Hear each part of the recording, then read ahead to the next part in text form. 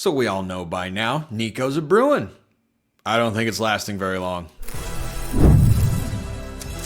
You are Locked On College Football with Spencer McLauglin, your daily podcast on all things college football. Part of the Locked On Podcast Network, your team every day.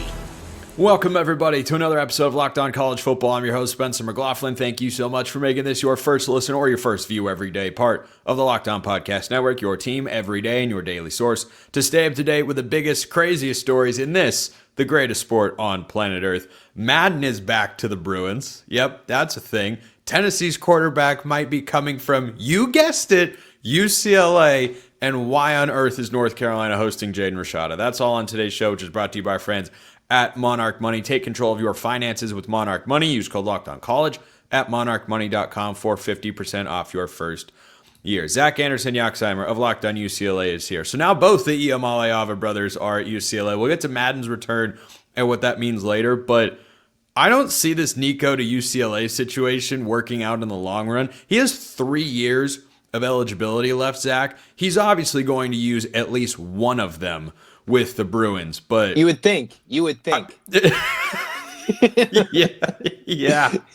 you would. You really would. Or, hey, what about this? 4 years, find a way to redshirt again, and then get another year back Go from to a the JUCO, NCAA. get another year. You never know. Yeah, use the Diego Pavia rule, but he's just downgrading so much from Tennessee to UCLA here. I think after one season, he's going to say, no, this isn't the spot I want to be at. I think he's going to be in the portal again next year. If you give me an over-under, like if FanDuel were setting a line here, over-under 1.5 years Nico plays at UCLA, I'm taking the under. I might take the under with you. I hope it's not true. They went through all this trouble and this headache to make it happen. I just don't see, after how this played out in the spring portal this year with his brother coming, a year, and then he could still be NFL draft eligible next year. Maybe he flirts with that too. I would take the under with optimism and hope for more. I just can't trust that's going to happen.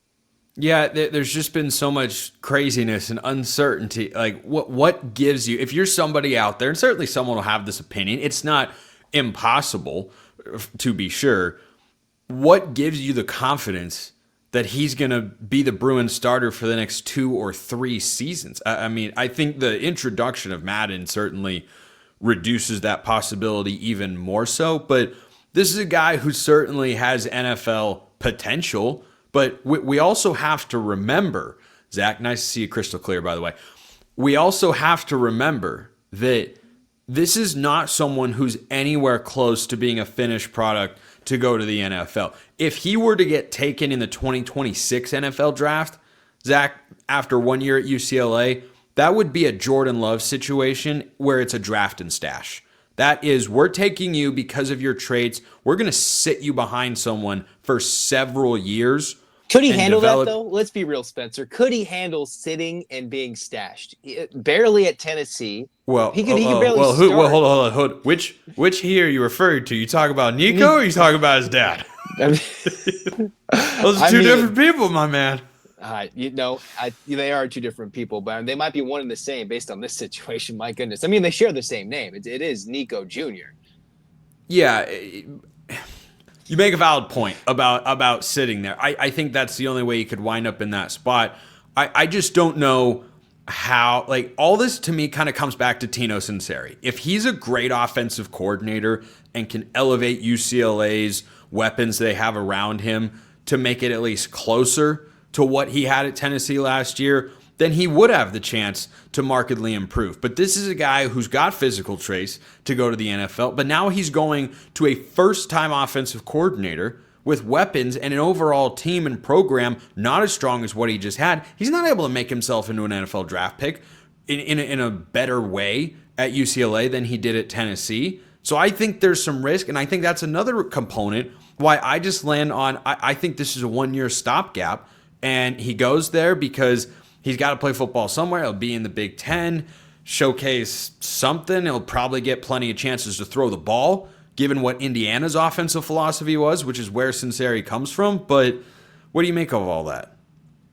I am with you on the fact that I don't know how he stays more than obviously the eligibility's there. If he has a working relationship with Sunseri, it would make sense for him to stay 2 years. His NFL draft stock would rise immensely if I think he stays a couple years and develops. I just don't see, from what we've seen the last week and what's rumored to have happened prior to this, that we don't even know about Spencer, right? There's just the rumors of what's been building. And just in high school, he still moved around quite a bit. Like, there's still a world where he could go back. If you follow his high school career or his brother's high school career, they went back from Warren to Long Beach Poly and back and all sorts of craziness. There's still a world where it can get even crazier and messier than it already is. I just don't think he's going to stay there 2 years. I'd like him to be. Deshaun Foster and UCLA's negotiating team probably has to put something in a contract that says 2 years. Maybe in the fine print it said Iamaleava, except it said Madden next to that name instead of Nico in 2026. You're like, wait, what just happened here? Yeah. The whole bouncing around thing, and like this season would determine where he could even find offers. Maybe UCLA would be the best offer he could find next year, depending on how the season goes. But if by some borderline miracle, Zach, he takes a step forward, which would just be so hard. New offense, new part of the country, new staff, new team. Like, everything's new. If he just magically does it, I don't think Tino Sunseri will be the offensive coordinator at UCLA very long. I think he'll be the head coach at insert Power 4 school that has a coaching vacancy next year. But do you have big expectations for him at UCLA this year? Is it reasonable to look at him and say, yeah, you should throw for 3,000 yards, 30 touchdowns, and 8 picks? I mean, considering UCLA's offense was pretty god-awful last year, I think the expectations are pretty low from what we're trying to see as an improvement from last year. Now, the entertainment value is at an all-time high. Oh, it's jacked through the roof. Through the roof. You know, I hope it does lead to butts in the seats at the Rose Bowl, and hopefully game 1 against Utah is nationally televised and overhyped and overblown through crazy high. I think he can't put up big numbers. It's not like UCLA's schedule in certain moments is extremely tough. He put up big numbers against the not-so-good opponents Tennessee faced last year. Maybe he can do the same for UCLA to stat his Pats in 2025, showcase some things he didn't at Tennessee. If Sunseri is the QB guru, the QB whisperer he's supposed to be, maybe he transforms him. That's a lot of work to do from May-ish till early September. He can whisper, but is that much going to change in 3 months? I believe in the intangibles, the hype. But for it all to go together in this season, I think that would be a lot of pressure on Nico, which there's already going to be a lot of pressure on Sunseri for that to work. Do you think so, though? Like it's a really big pressure on him to do what? Get UCLA to a bowl game? I don't describe that as a high-pressure environment. I mean, if he's trying to get a job and a head coaching job in a couple of years and jump immediately and rise to the stratosphere, yeah. You for Sunseri, yeah. I'm talking about for Nico. Like, do you see him as being this guy under a tremendous amount of pressure? There's a difference between being in the spotlight and being under pressure. I mean, at UCLA, there will be expectations. There'll be eyeballs. I guess that's the difference, right? The eyeballs versus the pressure. There's a lot less pressure at UCLA because you're not competing necessarily for a playoff compared to what Tennessee is expecting to do after 2024. But the scrutiny will be at an all-time high. The attention pay. I tell you what, the entertainment value, the interest in UCLA. I have talked more UCLA football in the last week on this show than I have in the entire history of this particular channel. And one of these days you might say something positive, but we'll get there. Give me something to work on. I mean, this could be positive. I guess it could work out. If it does, I tell you what. Oh, we'll have so many takeaways. You're gonna wear a Nico UCLA jersey. If UCLA, I'll make this statement right here, right now on this show, April 22nd, 2025. If UCLA wins 7 games this year and Nico starts the whole season, I will put on a Nico Iamaleava UCLA jersey on this show. I will buy one. I will have to pay for one myself. And if not, If that doesn't happen, I get to continue dunking on your Bruins as I have. I thought you were at least going to go 8 wins. He said 7 wins. So 7 wins. 7 wins. 7 wins. Yeah. Oh. No, I'm not worried about it. Or that jersey, extra small or large. Yeah. Definitely closer to small than large. But the future at quarterback for UCLA is going to have an Iamaleava at it one way or another. First, this episode brought to you by Monarch Money. Ever check your bank account and wonder, where did all my money go between dining out, online shopping, and entertainment? It's easy to lose track. That's where Monarch Money comes in, your personal CFO, giving you full visibility and control over your finances. Monarch Money isn't just a budgeting app. It's a complete financial command center. You can track all your accounts, investments, and spending in one place, so you stop just managing your money and you start building wealth. All-in-one convenience is what they're all about. Instead of juggling multiple apps, you can use Monarch to check your finances, track spending, and even plan long-term goals. Take control of your finances with Monarch Money. Use code LOCKEDONCollege at monarchmoney.com for 50% off your first year. That's monarchmoney.com, code LOCKEDONCollege for half off your first year. Check them out at monarchmoney.com. So, this quarterback carousel got the most hilarious turn. Now, this has not been confirmed at our time of recording this segment, Zach.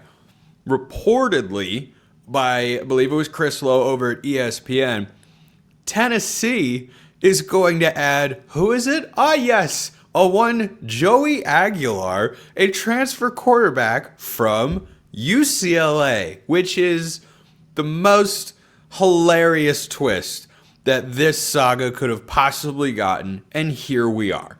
We are in the middle. It hasn't happened yet. Looks like it could. This actually makes a lot of sense, as objectively hilarious as it is for that to be the end result here. If Aguilar were just a quarterback in the portal right now, he'd be one of the top group of 5 quarterback options in the entire country. This is a guy who went and started for 2 years at Appalachian State. He won a good number of games, and he threw for over 6,000 yards in his 2 campaigns as a Mountaineer. So, yeah, it's kind of the perfect match for Tennessee, isn't it? I mean, it is a fantastic workaround from, all right, do we go with a young quarterback? Do they go with an unproven? Joey Aguilar is somebody who's played well at the FBS level. Now, is it SEC playoff caliber? Is it somebody who's going to lead them, or can he just manage them and throw for lots of yards and be beloved by Tennessee fans? I think he can manage the game, and he can be beloved by a team that's looking for a quarterback to love, right? In my mind, there's no pressure on Joey. There's no pressure on Josh Heupel. There's no pressure on the fan base to hate the play of Joey Aguilar. It's like, hey, I would think, it's not confirmed, I would think it's a pay raise from UC. I would think it would make sense. All right, come be loved in Knoxville. Come get some love in the SEC, from the Sun Belt to the Big Ten to the SEC. I think he would have a lot of fun, and it's a match made in transfer portal heaven. He was, up until, 6 days ago, going to be UCLA's starting quarterback. And now, I saw the rankings in the Big Ten starting quarterback rankings list that he was at the bottom of the Big Ten starting quarterbacks. I don't think UCLA is at the bottom now. Nico's not at the top, but he's certainly not at the bottom. But if he does wind up going to the Vols, do you think there's a legitimate? They have a couple of young but talented but unproven guys, blue chip quarterback prospects that are competing for their job. Do you think Aguilar is someone that can go play in the SEC and have a lot of success? I would think he should. I remember reading something about Pete Nakos of On3 saying he was doing well at Cincinnati. He was the clear-cut number 1 heading into the spring game. And it's not like he was really battling with much at UCLA. But why would Tennessee go through all of this trouble just to get this guy if they're just going to bring in one of their homegrown guys to start over him? All right, that would be Aguilar just being like, come on, I should have just gone back to JUCO or done something else. I think he can absolutely compare. He's put up big numbers at App State, and why not? I think he's clearly the week 1 starter. Now, if he stays for the whole season is a different conversation. But I think clear-cut, they would go with him. They'd go with the veteran option early in the Tennessee schedule. I don't know that off the top of my head, but I think he'd be the week 1 starter. Regardless of how fall camp goes, they'd go with a veteran until proven otherwise. One thing that someone made a good point about in my comment section the other day is that's rare. It is. But you know what? Blind squirrels and acorns, right? Which is how some of you feel about me giving opinions. But that's how this dynamic works, and I've just accepted it. So one point that was made that I think is interesting was that UCLA at the end of last season had some serious momentum. They were winning games they should not have won in the eyes of many, myself included, by the way. Still, they were under 5.5 wins. So I still get to hold that metaphorical trophy, of course. But again, there was some real momentum there. And to introduce a program shifting culture move like this, doesn't that feel strange for Deshaun Foster? He's going into his second year. He's trying to build something. And at the end of his first year, you got really all you could ask for as a Bruin fan, which is, hey, we look like a football team that can go out and win some games because they're winning on a regular basis and they're looking solid, and you just got to go out and find the players. I think that makes this whole situation even stranger that they go and introduce, a really talented high upside guy, but someone who's more fit for a contender, which UCLA is not, that brings plenty of off-season attention. Or off the field attention, I should say. In terms of the culture, Deshaun Foster changed a lot of coaches. There's a lot of coaching turnover inside UCLA's program right now. They have obviously offensively, you look at the offensive coordinator, and other than Akai Kamole as the defensive coordinator, many coaches came and went in UCLA's program during the offseason. So he went through a revamp, a reset from Chip Kelly's guys to his guys. And he's been about getting the eyeballs, getting the spring game going, having this Friday night showcase, which is like a 1.0 of a spring game, but just like hanging out at the local on-campus stadium, although Joey Aguilar was the quarterback at that spring night showcase. He's trying to get eyeballs and attention to a program that, quite honestly, doesn't always get that. They're the butt of the jokes, whether it's from you, from anybody, from Mark. It's just kind of how it is with UCLA football. Every time they're going to screenshot the upper section of the Rose Bowl, whether it's the spring game, 116 degrees in Pasadena, or a cold night, they're going to be like, ha, ha, ha, ha. He's trying to get the energy from when he was a player to this year to now in the Big Ten, where if you don't go make the big move, nobody's going to care. They have all this money in the world coming from the media rights, trying to build back from being, in debt. This is the chance to make a move. I think he's trying to do something like that. Obviously, he doesn't do it with his words. We know that for sure. So his actions speaking way louder than his words to make the splash and say, hey, I can also build a culture, but I'm not afraid to be a CEO and make the change. Now, let's not get people confused here, Zach. He can make an impact with words at a podium. He knows how to get people's attention. It's not. We're from LA. It's not. He should open with that next time. Look, if he had cited some educational standards or something and said, I just feel like, a lot of the country doesn't know how to point out LA on a map, maybe he would have had a point. I did want to get to the Madden angle of this, not the late John Madden, RIP, but the Madden Iamaleava, who was committed to UCLA. And I had talked about, hey, that's a really good pull for Deshaun Foster. And then he flipped to Arkansas. And, that's unfortunate. Never visited Arkansas. Yeah, never visited, but he flipped there. And, that's, just UCLA football. Now Madden's back in the fold. They're on board with what Deshaun Foster's building. So I'll phrase the question to you like this. Next 4 years of UCLA football, how many of them have someone named Iamaleava starting at quarterback? That includes a redshirt year for Madden, which this year is going to be 2025, 2026, 2027, 2028. Those 4 seasons, how many does someone named Iamaleava start at quarterback for UCLA? I would say 3. I just don't see how they play all their years there and how it's going to fit. And if they play 2 good years, you just bounce and go to the NFL, or they're going to go get a big payday in the portal. Now, maybe there's going to be a significant shift between the NIL to players getting directly paid, and maybe things might change in the next few years. Highly doubtful, but there's going to be some significant shift that we don't know of in that model. For Madden, for Nico, Obviously, we already talked about Nico. We expect him to play 1 year, whether it's elsewhere next year, the NFL. Madden, he'll play, I would assume, 2 years to 2027. And then after that, that's actually, you expect 2 years from a quarterback. You don't normally get 2 to 3 years nowadays. You get 1 to 2 years. That's like you built for the future. The Bruins didn't really have a clear-cut succession plan after Garbers. Well, they go get Nico. Okay, 1 to 2 years. Could use all 3. You bring in Madden. He's got 1 to 2 years. Needs development. This is a kid in Madden who played 1 or 2 games in his high school career and had the rest of his season cut because he transferred to Long Beach Poly from Warren.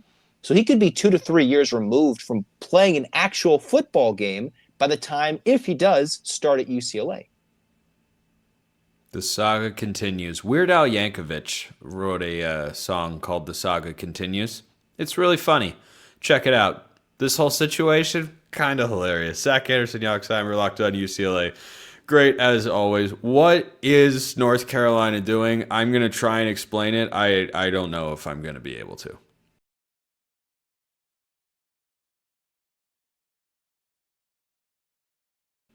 So speaking of quarterback sagas that never seem to come to an end, they all do eventually. It's a matter of when, not if, but how. Well, that's the fun part that I, of course, cover regularly here on the show. Jaden Rashada is in the transfer portal looking for a new home, and on Wednesday is reportedly going to visit North Carolina.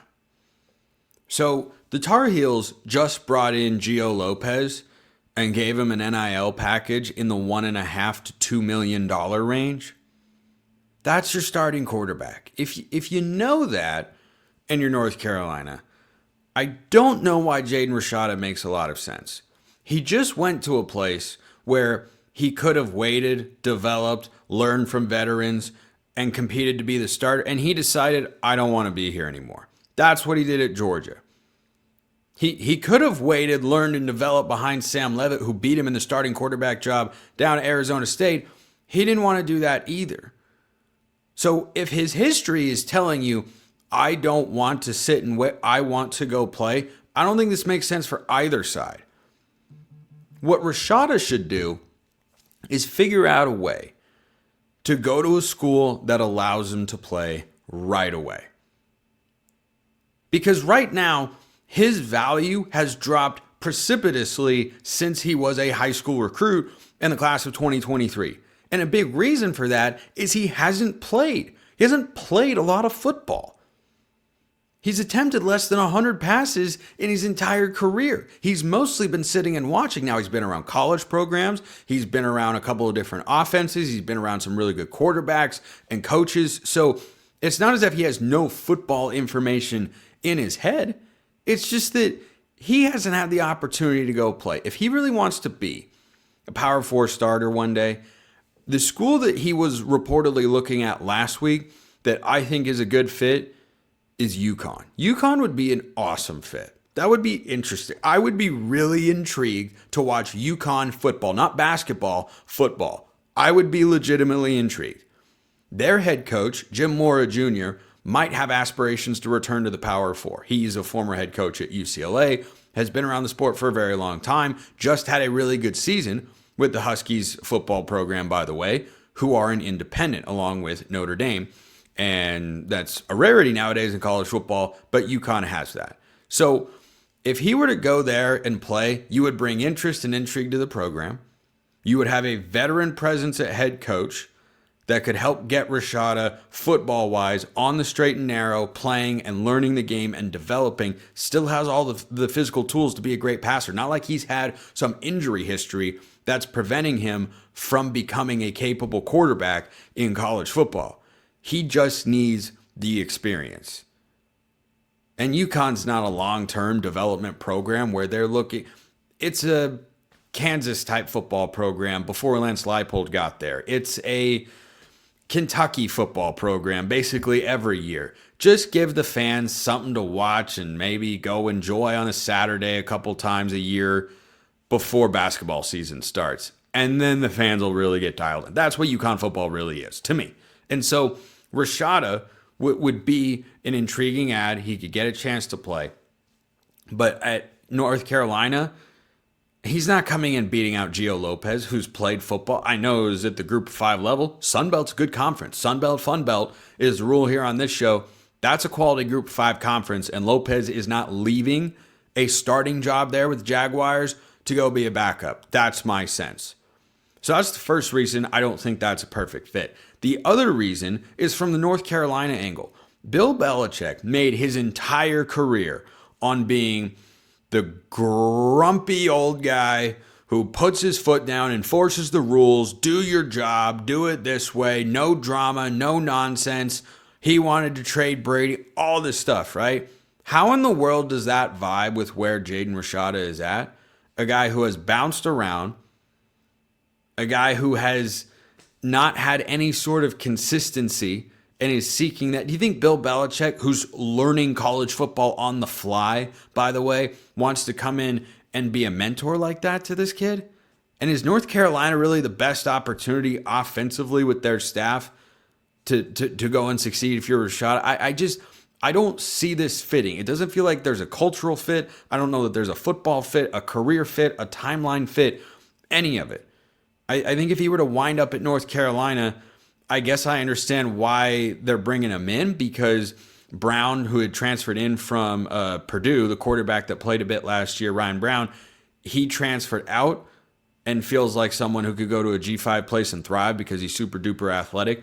But I get they're short on bodies. I just feel like there are other options that feel more Belichick at quarterback. Gio Lopez, frankly, feels Bill Belichick at quarterback. Jaden Rashada does not. So I don't understand why they're taking a look. I'll be surprised if he winds up going there. I know they need quarterbacks in the room. There are other guys that could be a better fit. I don't think that's the best landing spot for the Tar Heels. I don't think it's the best landing spot for Rashada either. Appreciate everyone listening. I will see you next time. And until then, hope you have a wonderful rest of your day.